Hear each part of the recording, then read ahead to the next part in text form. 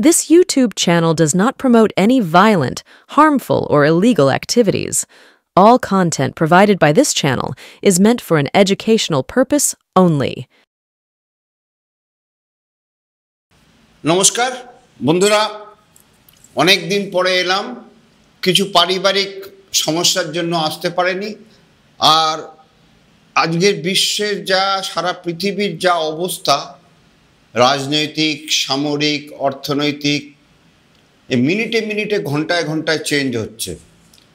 তাই জন্য একটা কারণ যে আসতে পারেনি, কি বলবো, কেন 1 ঘন্টা কি 2 ঘন্টা পরে সেটা হয়তো চেঞ্জ হয়ে যাবে। তবুও কিছু বলবো বলেই এসছি এবং বলবো যেটা আমার এখতিয়ারের মধ্যে। শুরু করি তাই দিয়েই।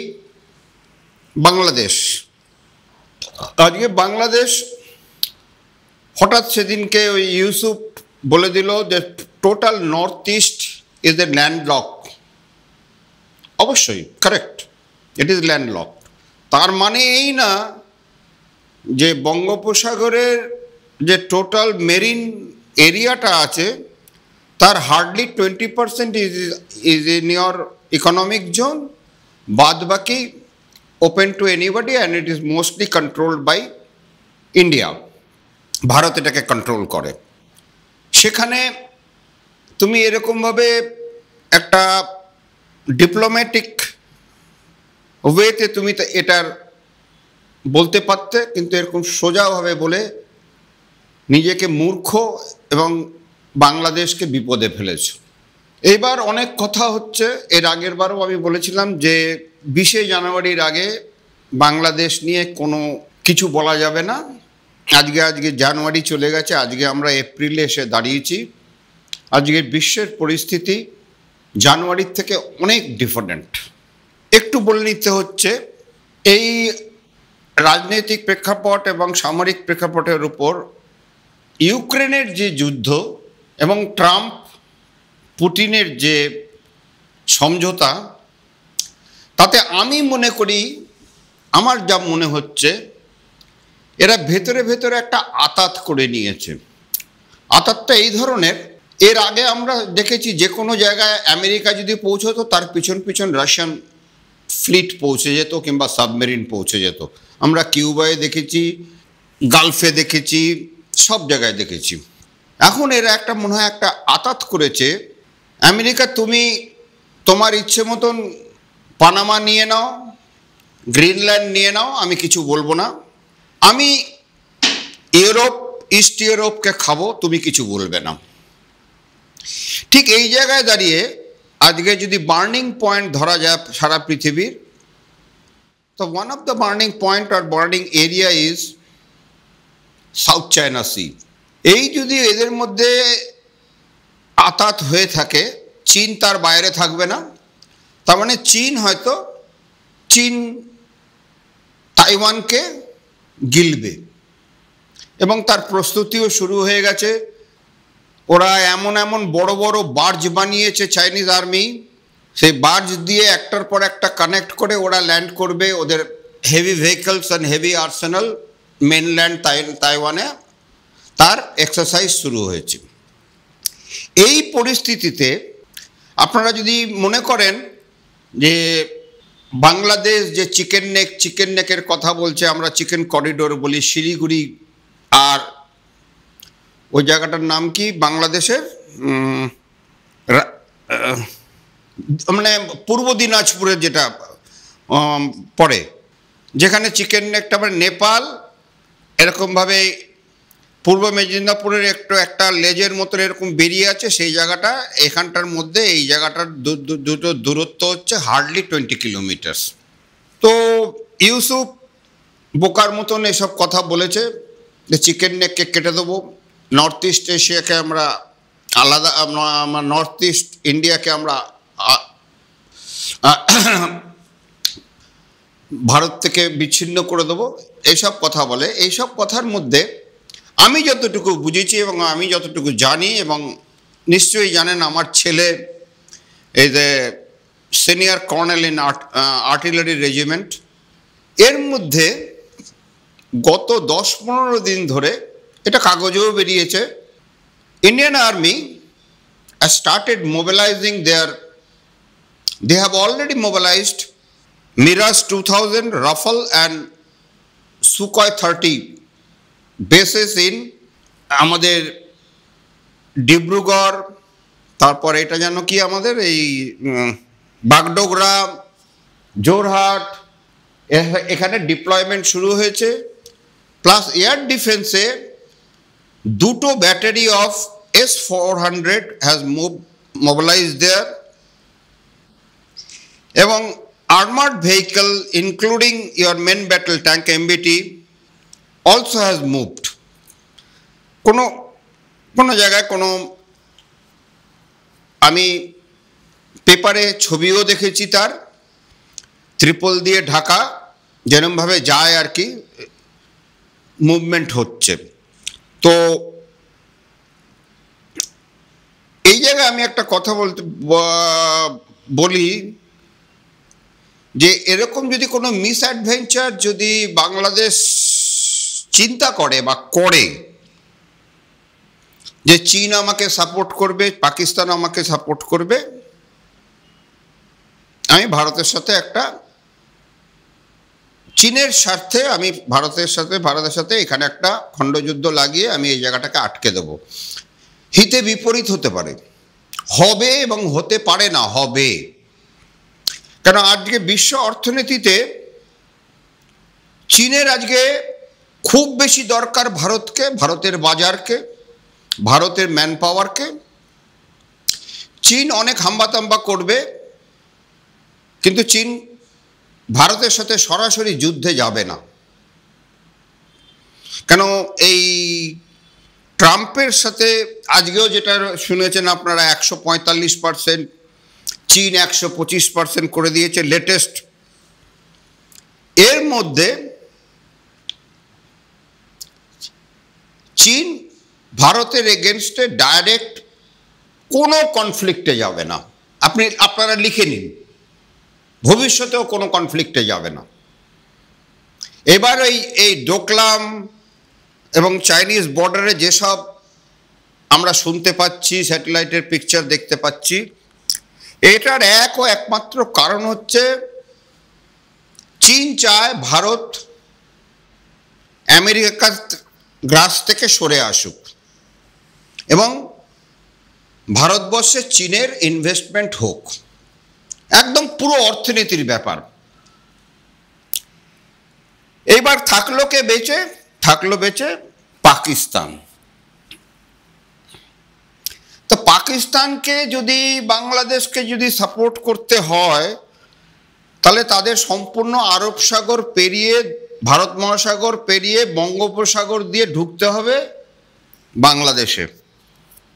অতই যদি সহজ হতো তাহলে 71 ওয়ার্ডেও তারা ঢুকতে পারেনি। এর মধ্যে থেকে আমার যত সম্ভব মনে হয় সাপে বর হবে যদি বাংলাদেশ অত্যুৎসাহী হয়ে যদি কিছু করে। ওই জায়গাটার নাম ভুলে যাচ্ছি, রংপুরকে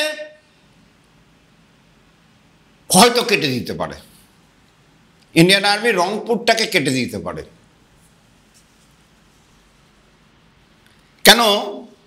কিচ্ছু হবে না তাতে, বিশ্বে কোনো তারতম্য হবে না। কেন? এরা ভাগ বাটোয়ারা করে নিয়েছে, তুমি তোমার মতন খাও, আমি আমার মতন খাবো, ভারতও খেয়ে নেবে। কোনো পলিটিক্যাল ইস্যু হবে না, ইউএনওতে কিচ্ছু হবে না। এটা হচ্ছে বাংলাদেশের অবস্থা। এবার কেউ হয়তো বলছে মোদি ইউসুফের সাথে মিটিং করার পর সারফেস ট্রান্সপোর্ট বন্ধ করে দিয়েছে, ওদের যে ম্যাক্সিমাম এক্সপোর্ট হতো সেটা বাই রোড দিল্লি থেকে এয়ারে যেত, তো এটা বন্ধ করে দিয়েছে। অবশ্যই বন্ধ করবে, বন্ধ না করার তো কোনো কারণ নেই। তুমি যখন ভারতের এগেনস্টে এত অপপ্রচার করছো, এরকম হুমকি দিচ্ছ, তখন ডেফিনেটলি আমি আমার খেলাটা তো খেলবই। তো বাংলাদেশ, আমার মনে হয় আপনারা নিশ্চিন্তে থাকুন, যদি এরকম কোনো কিছু করে তাহলে বাংলাদেশের ওই যে চিকেন নেকটা হয়ে যাবে কিংবা এলিফ্যান্ট নেক। এটা ধরে রাখুন, রংপুরকে নিয়ে নেবে, গিলে নেবে ইন্ডিয়ান আর্মি। এবার আসি ইউক্রেনে। হঠাৎ একটা, আপনারা নিশ্চয়ই লক্ষ্য করেছেন, কিছুদিন আগে এসএসবি, মানে আগে যেটা কেজিবির হেডকোয়ার্টার ছিল, তার সামনে পুতিনের যে কনভয় আর্মাডা থাকে তার একটা গাড়িতে এক্সপ্লোশন হয়েছে, একটা নাশকতামূলক কাজ হয়েছে। তারপর থেকে পুতিন খুব একটা জনসমক্ষে আসছে না, কিন্তু ও কথা বলছে ট্রাম্পের সাথে, ট্রাম্পকে একদম পরিষ্কার জানিয়ে দিয়েছে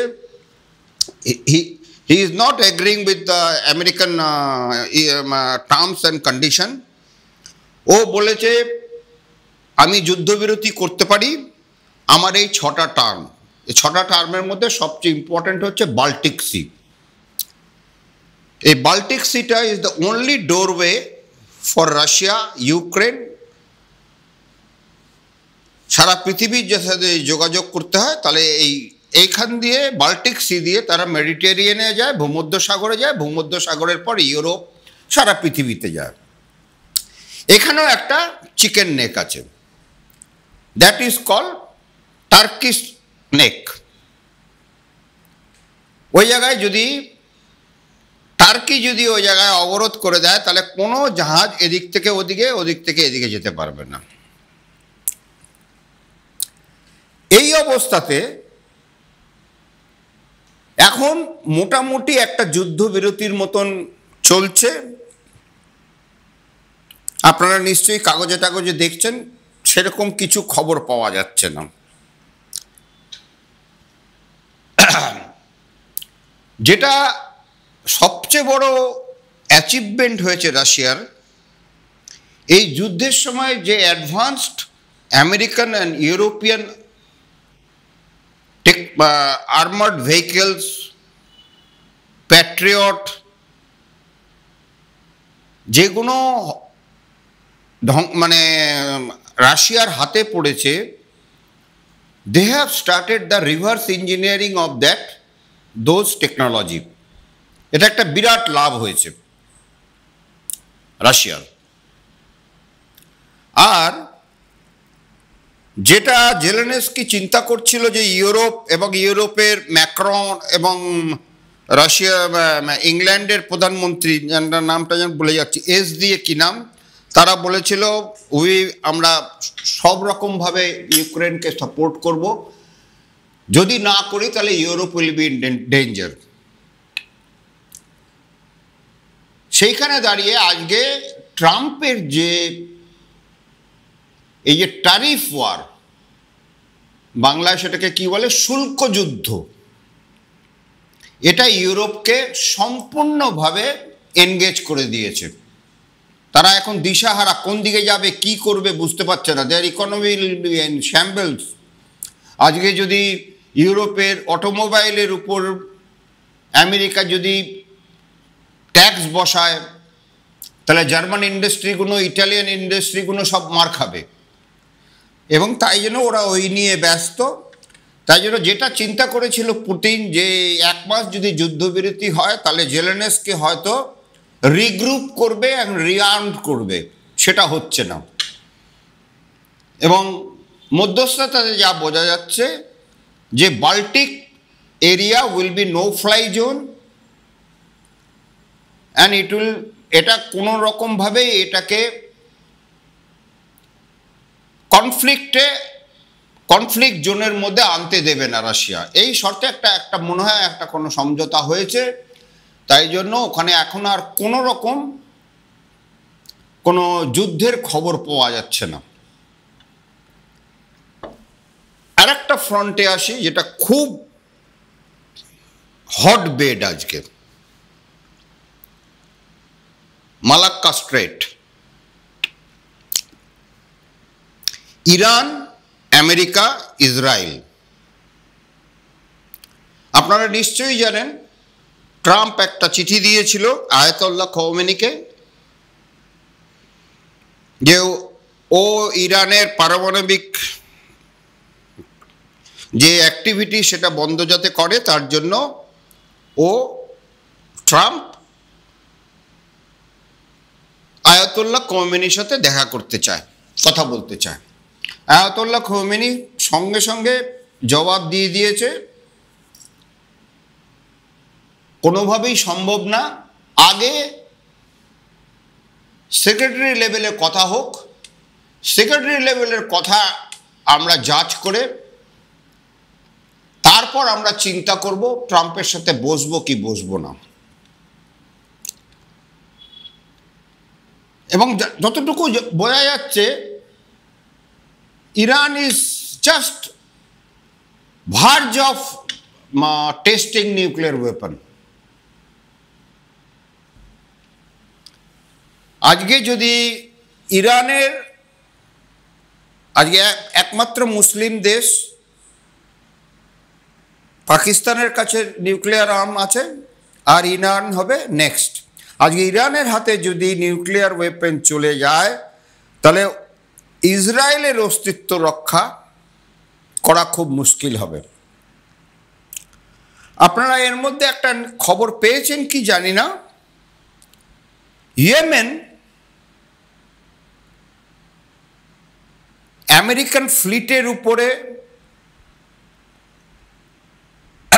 ওদের যে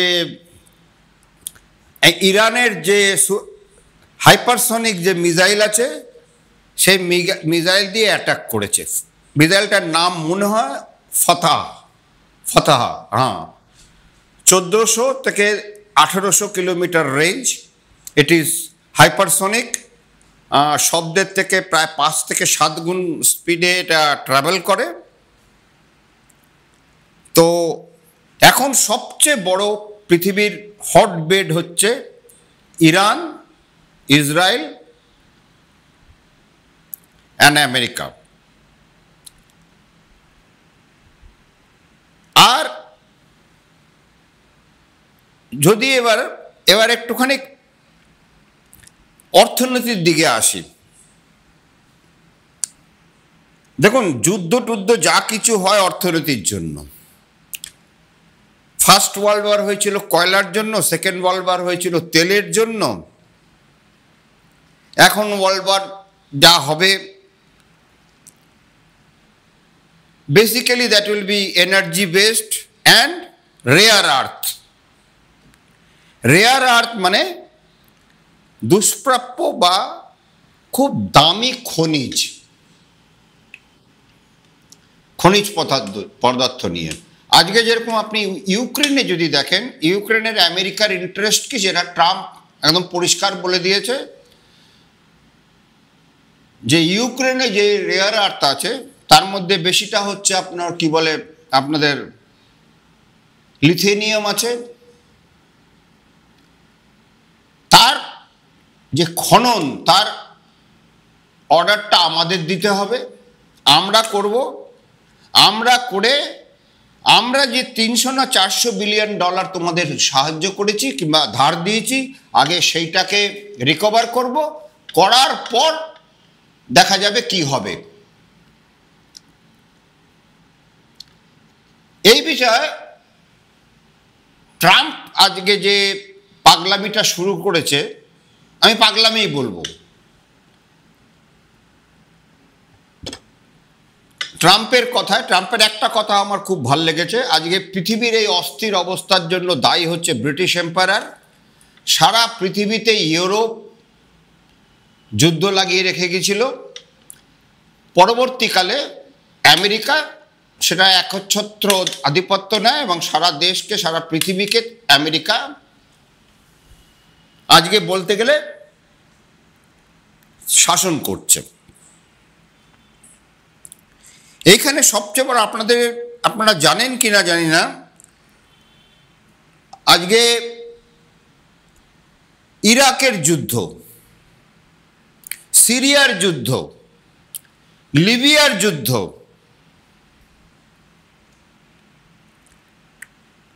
এই মিত্রশক্তি বা এই ন্যাটো কান্ট্রিজগুলো আমেরিকা, ইংল্যান্ড, ফ্রান্স যারা বলেছিল যে ইরাক কেমিক্যাল ওয়েপন এবং মাস ডিস্ট্রাকশনের ওয়েপন তৈরি করছে, সব পরে দেখা গেছে এসব ভুয়ো, মিথ্যে কথা। কর্নেল গাদ্দাফি, লিবিয়ার যে বহুদিন ধরে যে সুশাসন লিবিয়াকে দিয়েছিল, আপনারা শুনলে সে লিবিয়ান গভর্নমেন্ট লিবিয়াবাসীকে কি কি পরিষেবা বিনা পয়সায় দিত তার লিস্ট যদি আমি পড়ি তাহলে আপনারা অবাক হয়ে যাবেন। এত সুখে ছিল লিবিয়া। কিন্তু গাদ্দাফি একটা প্ল্যান করেছিল যে ও আফ্রিকান ডলার বলে একটা ডলার বাজারে আনতে চায়,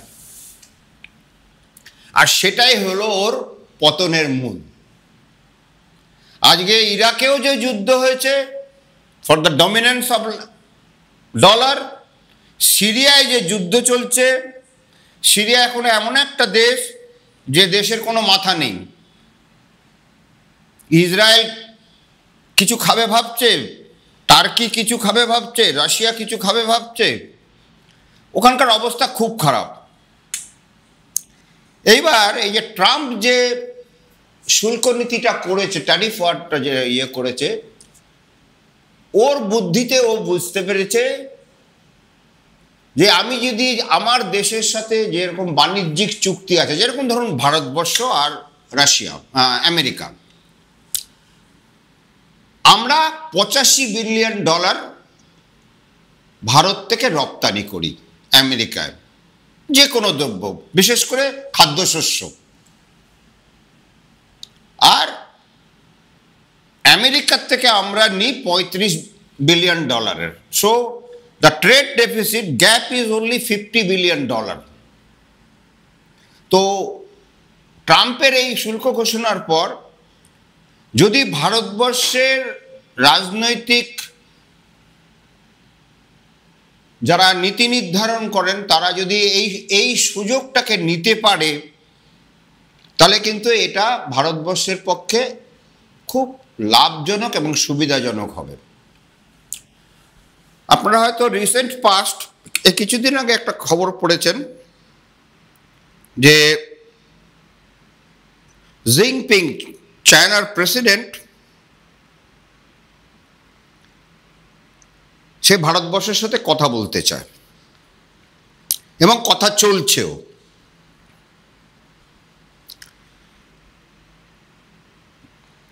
ওই একটাই কথা, ভারতবর্ষের মতন একটা ডোমেস্টিক মার্কেট, একটা মার্কেট, এবং ভারতবর্ষের মতন একটা শিক্ষিত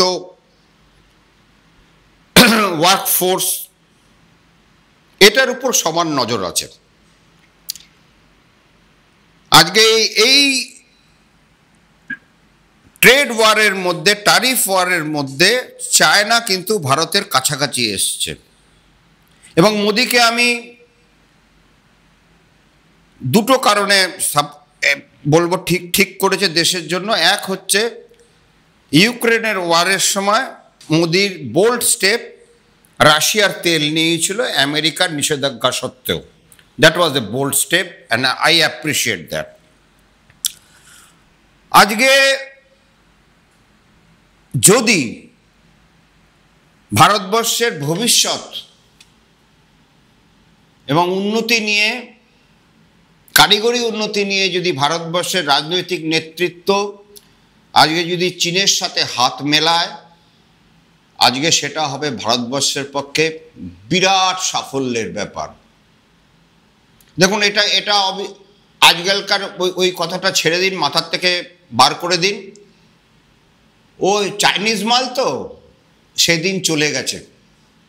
চায়না এখন টেকনোলজিতে আমেরিকাকে টেক্কা দিচ্ছে। এবার ট্রাম্পের কথা আসি। America is a country which is export করে সার্ভিস ওরিয়েন্টেশন আর মিলিটারি হার্ডওয়্যার। এটাই হচ্ছে তাদের বেসিক রপ্তানিযোগ্য পণ্য। আর চায়না হচ্ছে ম্যানুফ্যাকচারিং ওরিয়েন্টেড ইকোনমি। আজকে ট্রাম্প ভাবছে যে ভিয়েতনামের উপর এত ট্যারিফ বসিয়েছে, শুল্ক বসিয়েছে। ভিয়েতনামের মেন এক্সপোর্ট হচ্ছে অ্যাপারেলস, মানে জামা কাপড়, জুতো, ব্যাগ, এইসব ভিয়েতনাম থেকে আমেরিকায় যায়। বড় বড় কোম্পানিগুলো ভিয়েতনামে ফ্যাক্টরি করেছে, ফ্যাক্টরি করে তারা ওখানে চিপ লেবার ওখান থেকে তৈরি করে আমেরিকায় পাঠাচ্ছে। এবার তুমি তাদের উপর কর বসিয়েছ 26%। কেন? তাহলে ভিয়েতনামের থেকে যে ইম্পোর্টেড আইটেমগুলোর উপর যদি 26% দাম বাড়াই, তাহলে ভিয়েতনাম বিশ্ববাজারে দাঁড়াতে পারবে না। তখন কি হবে? এই কম্বোডিয়া, ভিয়েতনাম, আরও যেসব সাউথ ইস্ট এশিয়ান কান্ট্রিগুলো আছে, ছোট ছোট কান্ট্রিগুলো, বড় কান্ট্রিগুলো আছে, ইন্দোনেশিয়া, মালয়েশিয়া, এরা they will ship their factory to America. ধরে নিলাম আমেরিকাতে তারা, যেরকম ধরুন ভারতবর্ষের কথা বলি, গতকাল অ্যাপেলের যে ম্যানুফ্যাকচারিং পার্টনার ফক্সকন, এ তাইওয়ান বেসড কোম্পানি, তারা গতকাল 600 টন অ্যাপেল ফোন দিল্লি থেকে পাঠিয়েছে। এই মানে ডিউটি ইম্পোজ হওয়ার আগে ওরা 600 টন মাল পাঠিয়েছে, তার মানে কয়েক লক্ষ আইফোন। ট্রাম্প ভাবছে এবার আমি যদি ভারতবর্ষের উপর আমি ট্যাক্স চাপাই, ভিয়েতনামের উপরে যদি ট্যাক্স চাপাই, অন্য অন্য দেশগুলোর উপরে যদি চীনের উপরে ট্যাক্স চাপাই, তখন কি হবে? সমস্ত যে পুঁজি এবং কারখানাগুলো আছে তারা আমেরিকায় চলে আসবে এবং আমেরিকাতে তখন ম্যানুফ্যাকচারিং হাব হবে। Then again we will come back and we will rule the world. এখানে প্রশ্ন হচ্ছে, দেখো আমি কম্প্যারিজন বলছি আপনাকে।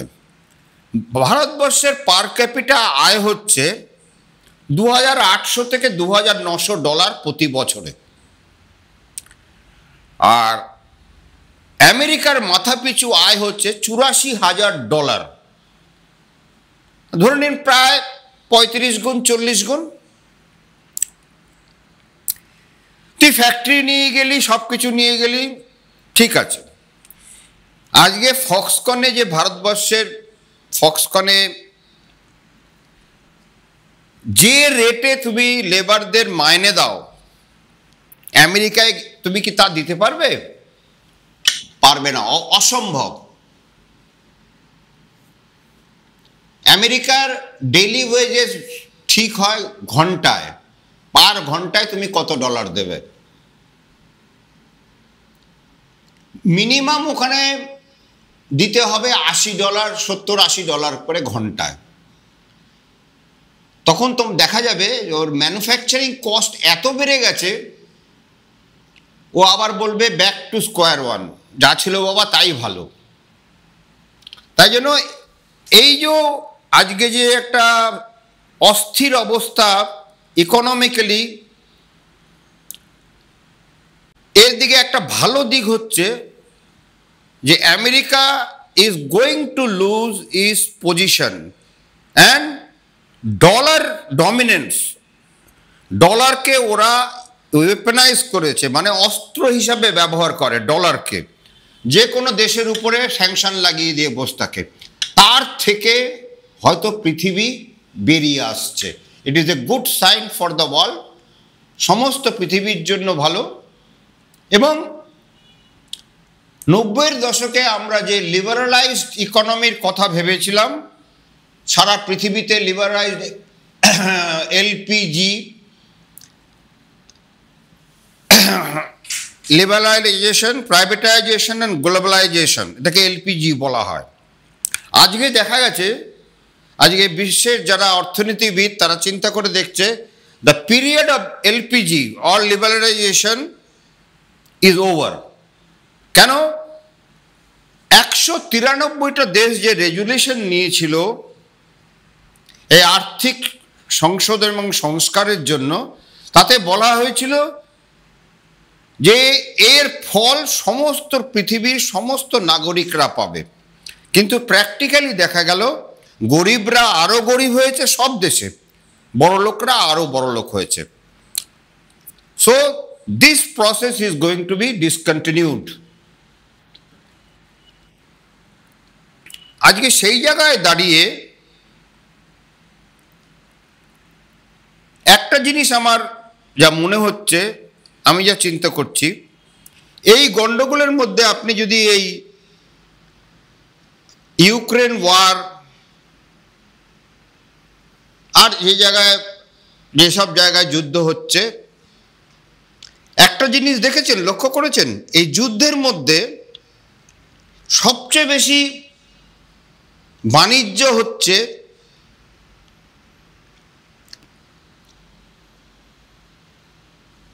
সমরাস্ত্র নিয়ে। যেরকম ধরুন ট্যাঙ্ক, তারপর আর্মার্ড পার্সোনাল ভেহিকলস, যুদ্ধজাহাজ, submarine, aircraft 5th generation, 6th generation, এর বাজারটা চরচর করে বাড়ছে। আপনারা লক্ষ্য করে দেখুন, এর ফল এবং লাভ উঠাচ্ছে দুটো দেশ, তিনটে দেশ, একটা হচ্ছে আমেরিকা, রাশিয়া আর চায়না।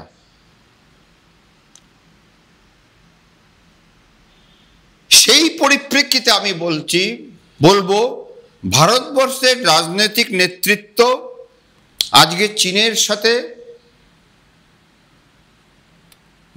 উইন উইন সিচুয়েশনে, তুমিও জিতবে আমিও জিতবো, এরকম একটা সমঝোতায় আসুক।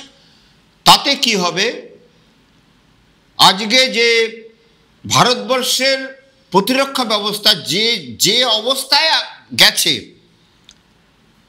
আপনারা সাধারণ লোক আপনারা চিন্তা করতে পারবেন না। Air chief marshal Amarpreet Singh যে ভাষায় এইচএএলকে গালাগালি দিয়েছে এবং যে ভাষায় সরকারকে কথা বলেছে, purchasing A aircraft is not purchasing A fridge or washing machine. আমি একটা দোকানে গেলাম, পছন্দ করলাম, নিয়ে চলে এলাম, এই ভাষায় কথা বলেছে সে। তার কারণ হচ্ছে, এতদিন পর্যন্ত আপনারা জানতেন MiG-21 কে বলা হতো কফিন বক্স, কিন্তু আমি জানি, আমি MiG-21 কাজ করেছি। MiG-21 দ্যাট টাইম 70-80 দশকে one of the best performing aircraft ছিল। আপনি যদি লক্ষ্য করেন, আপনারা লক্ষ্য করে দেখুন, পাকিস্তানের air force was always superior to India during 65 war। দেখুন ওদের সাবার জেট ছিল, স্টার ফাইটার ছিল, আমাদের কি ছিল, ন্যাট আর পুরনো হান্টার। আমরা তাই দিয়ে যুদ্ধ করে যুদ্ধ জিতেছি, 71-ও জিতেছি, 65-তে জেতা বলবো না, কিন্তু আমরা হারিনি মোটামুটি। আজকে দেখুন সামরিক ব্যালেন্সের দিক দিয়ে যে কথাটা বলছিলাম, ভারতীয় প্রতিরক্ষা অবস্থা এত শোচনীয় কল্পনা করতে পারবেন না আপনারা। আজকে Pakistan already signed a pact with China for J-20 and J-30। তারা পাইলটদের ট্রেনিংয়ে পাঠিয়ে দিয়েছে, আর তারা 4টে না 6টা স্কোয়াড্রন কিনছে, এক একটা স্কোয়াড্রনে 18 থেকে 22টা এয়ারক্রাফট থাকে। সেই জায়গায় দাঁড়িয়ে আপনি আজকে শুনতে পাচ্ছেন Jaguar, one of the best aircraft, once upon a time best low flying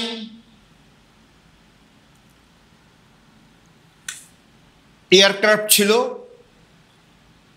খুব ভালো এয়ারক্রাফট, কিন্তু আজকে কিছুদিনের মধ্যেই দেখবেন এই এয়ারক্রাফটও মাঝে মাঝেই অ্যাক্সিডেন্ট হচ্ছে। তার কারণ কি?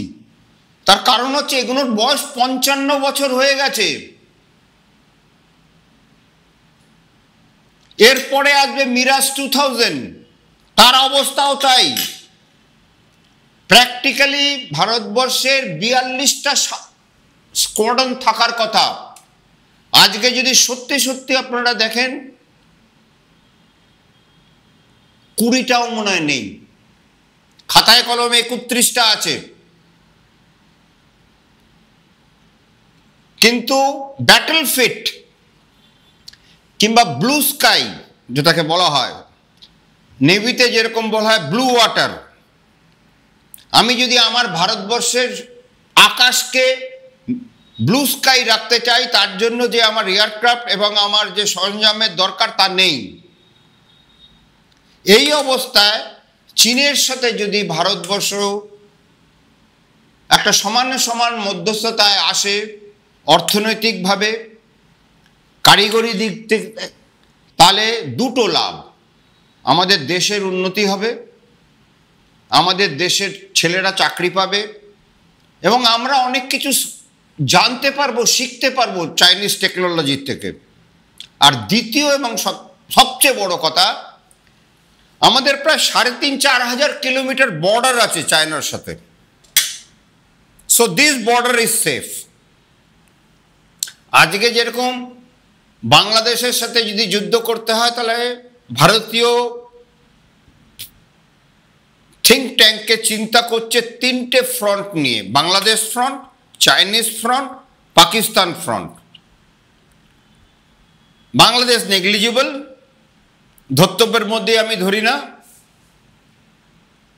তাহলে আজকে যদি চীন যদি আমাদের সাথে বন্ধুত্বপূর্ণ সম্পর্ক হয়, পাকিস্তানের কোনোদিন সাহস হবে না কিছু করার।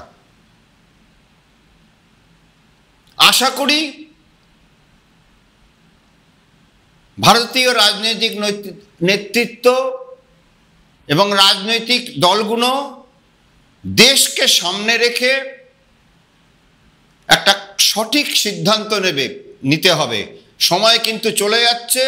এই যে অর্থনৈতিক ভূচাল এসছে, এর মধ্যে কিন্তু ইন্ডিয়াকে যদি বাঁচতে হয়, তাহলে they have to take solid and concrete decision. আজকে আমি হেনরি কিসিঙ্গারের কথা মনে আছে আপনাদের, পিংপং ডিপ্লোমেসি? হেনরি কিসিঙ্গার একটা কথা বলেছে, he was earlier a secretary of state, বলেছে আমেরিকার যদি কেউ বন্ধু হয় তার কোনো শত্রুর দরকার নেই। ইতিহাস কিন্তু তাই বলে। তাই জন্য ভারতবর্ষের নরেন্দ্র মোদীকে হাউডি মোদি, ও মোদি ওইসব ছেড়ে দিয়ে ভারতবর্ষকে নিয়ে চিন্তা করতে হবে এবং আমেরিকার পাশ থেকে সরে আসতে হবে। আজকে যদি এরকম কথা হচ্ছে, আজকে যদি F-35 ভারতবর্ষ যদি কেনে, যেটা এখন প্রায় সবাই জেনে গেছে, ইউরোপে যেসব দেশে আমেরিকান F-16 দেওয়া হয়েছে, ইউরোপিয়ান দেশগুলো যখন F-16 ইউক্রেনকে দিয়েছে, ইউক্রেন যখন ওইগুলোকে ফ্লাই করছে, অপারেট করতে গিয়ে দেখা যাচ্ছে their system is not working. Why? Because the end user এগ্রিমেন্টে আছে, ওই এয়ারক্রাফটে একটা সিস্টেম আছে যাতে কিল সুইচ বলা হয়। সেই কিল সুইচ যদি অপারেট করে দেওয়া হয়, এয়ারক্রাফটগুলোর কোনো অ্যাভিওনিক্স কাজ করে না। তাই ওরা যে দেশে যে অস্ত্রই পাঠাক, আসল কন্ট্রোলটা কিন্তু আমেরিকার হাতেই থাকবে। খুব ভুল করবে যদি ইন্ডিয়া F-35 কিনতে যায় বা কেনে। অনেক চিন্তা করে দেখতে হবে, কেন আমেরিকা তাদের ছাড়া, তাদের ব্যবসা ছাড়া এবং তাদের স্বার্থ ছাড়া কিচ্ছু বোঝে না, কিচ্ছু জানে না। আজকে এই কথা বলে বন্ধুরা আবার শুরু করলাম নতুন থেকে। আজকে বিদায় নিচ্ছি। আপনাদের যদি কোনো প্রশ্ন থাকে তাহলে কমেন্টে জানাবেন, কেন আমি সারাদিনের প্রায় 8 থেকে 10 ঘন্টা আমি সারা পৃথিবীর খবরগুলো পড়ি, আমি কিছু দিতে পারবো আপনাদের। নমস্কার, শুভ সন্ধ্যা, আসি।